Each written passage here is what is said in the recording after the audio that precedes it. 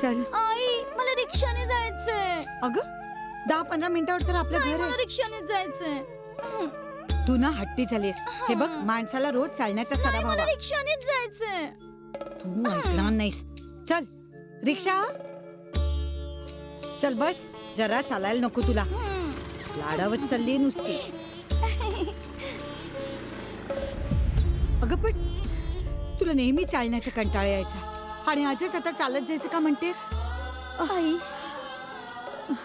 आपल्याकडे पैसे नाही उरलेत ग. तू माझं खूप लाड केलेस. मला नेहमी रिक्षानं टॅक्सीनं फिरवलंस. पण आज मलाच काय. पण तुला देखील आजारी असताना चालतच जावं लागेल. गीता हे बघ कोणाचाही शहाणपणा चालत नाही परिस्थिती पुढे. अजूनही तुझी आई खंबीर आहे. चल चालतच जाऊया. चल.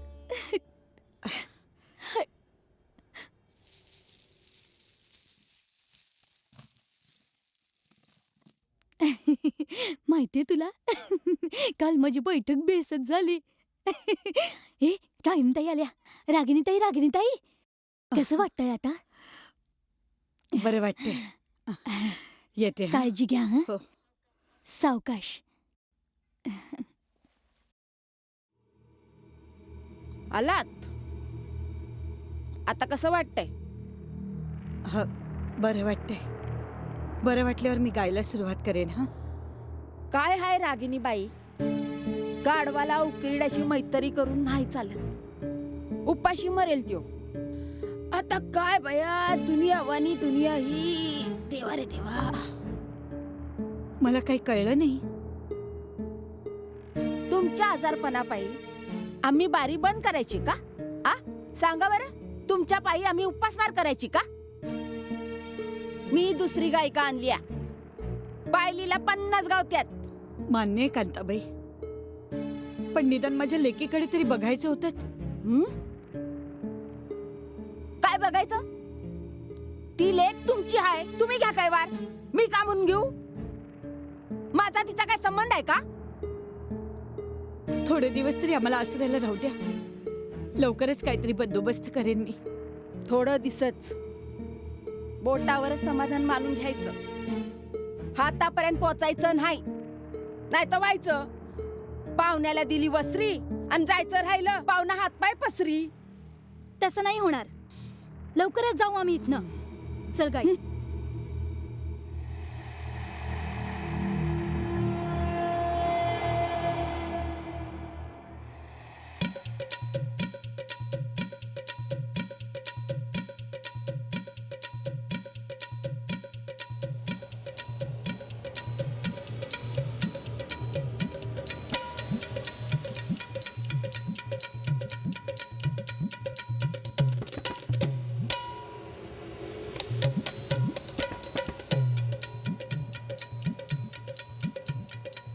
साहेब वस्तू कशी आहे?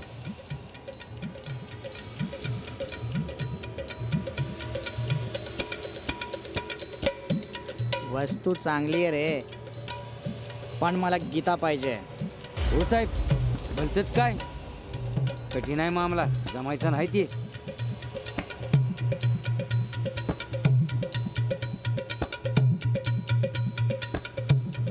काहीही कर, कितीही पैसा मोजा लागू दे, पण मला गीता पाहिजेच. असं म्हणताय? फक्त कोशिश करू. पैका देत असाल तर मी काय बी करेन. तवर या कवळ्या आवळ्याला चाखा. बर दुधाची तहान ताकावर. सहकारी गृहनिर्माण संस्था. अरे झोपले ते. बघू तरी. चल की. अरे बोल की. रागिनीताई. ओ रागिनीताई. हां? हे तुम्ही दिलेली मदत परत करायला आलोय. होय. अहो भाऊ कशाला एवढी घाई केली? सवडी न द्या. नाही न ग. तुम्ही आजारी हायसा. त्यातनं तुमची आमदनी बी आता बंद झाली आहे.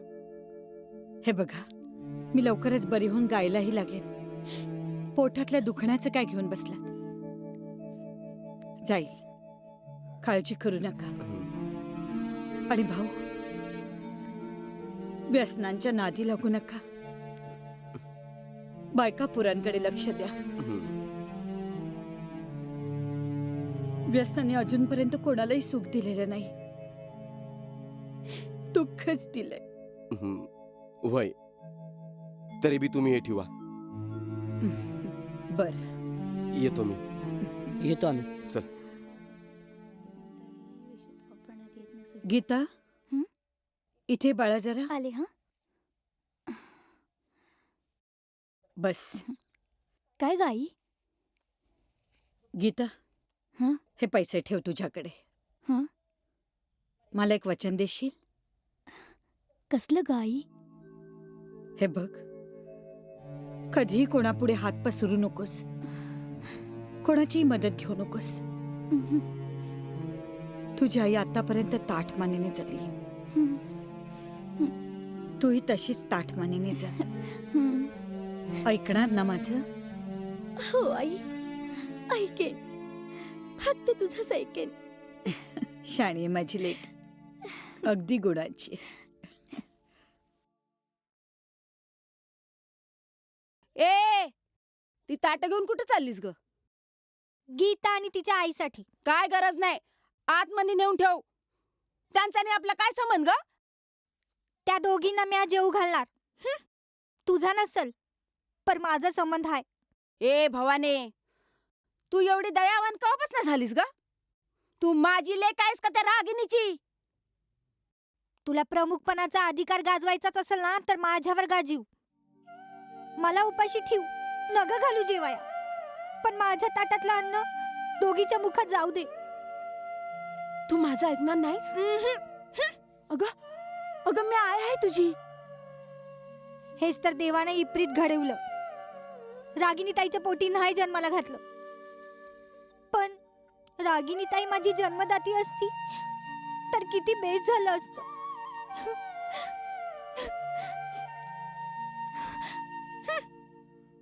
तुझं ध्यान असतं ते माझ्या कमाईकडच.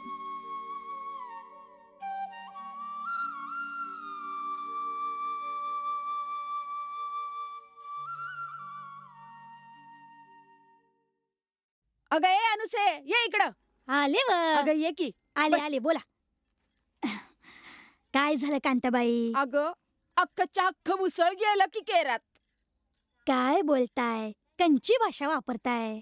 अगं अगं ही माझी लेक परमिला.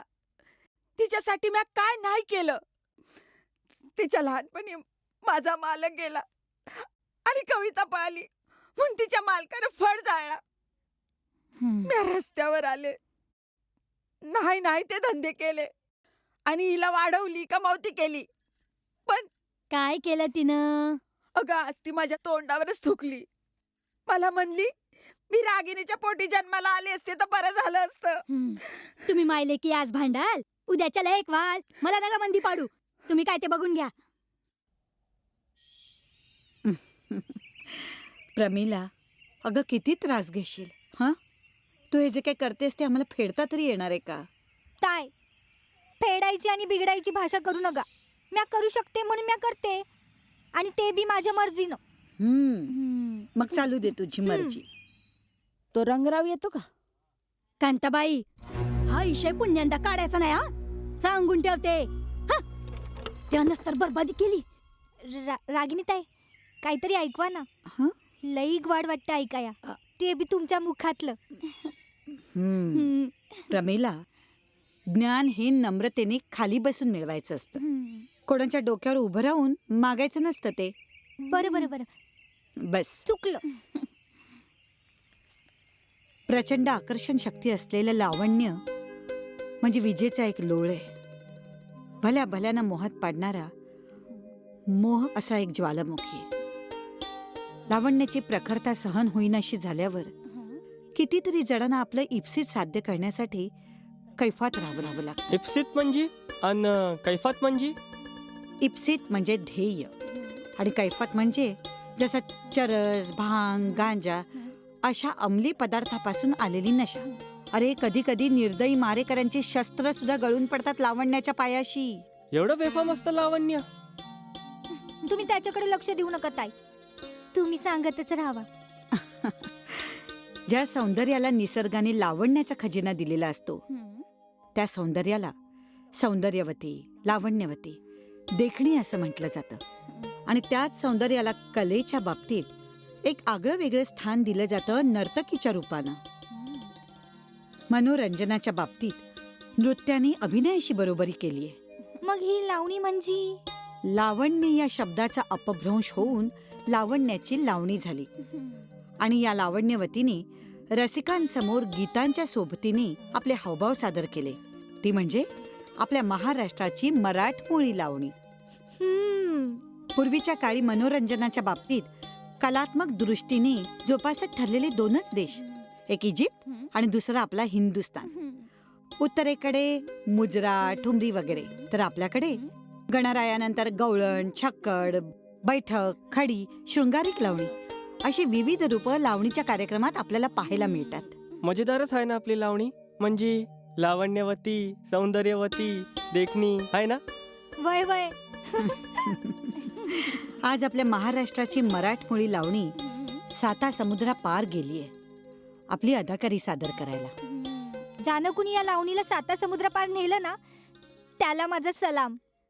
आई, एवढं सगळं सांगितलंस तू. तुला तुझ्या मैत्रिणींची आठवण झाली असेलच ना ग? अर्थातच. सौंदर्यवती, लावण्यवती, देखणी अशीच होती माझी कविता. गुपचुप गुपचुप चिडी चुप समदा गुपचुप गुपचुप चिडी चुप गुपचुप गुपचुप चिडी चुप समदा गुपचुप गुपचुप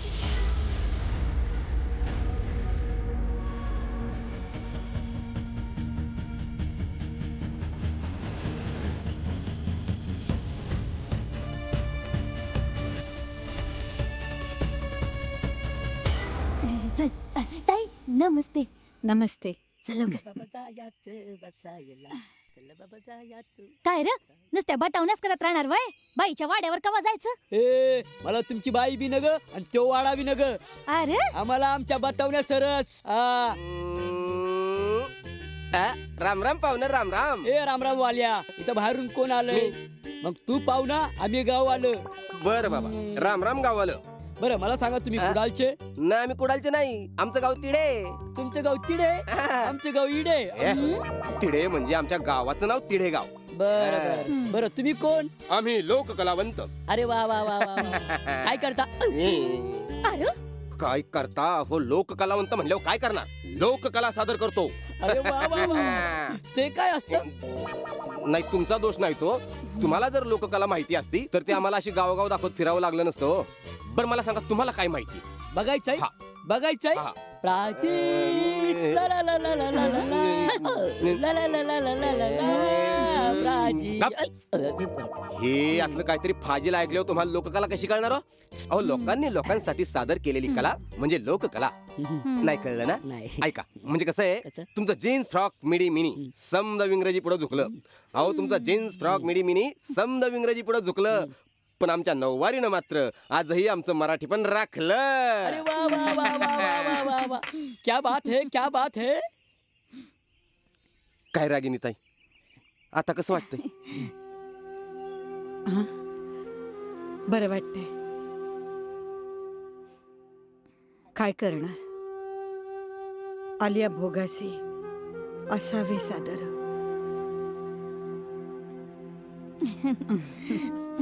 हसण्यामुळे दुखणी बरी होत्यात असं ऐकलं होतं. जोपर्यंत तुम्ही बरे होत नाहीत ना, तोपर्यंत आम्ही तुम्हाला असंच हसवत राहणार. जरा हसा बघू, हसा की. अहो, तेवढंच आमच्या सारख्यांच्या पदरात पुण्य पडलो. वय वय. चला र, चहा प्यायला चला. हा, आलो आलो आलो. चला चला चल चल.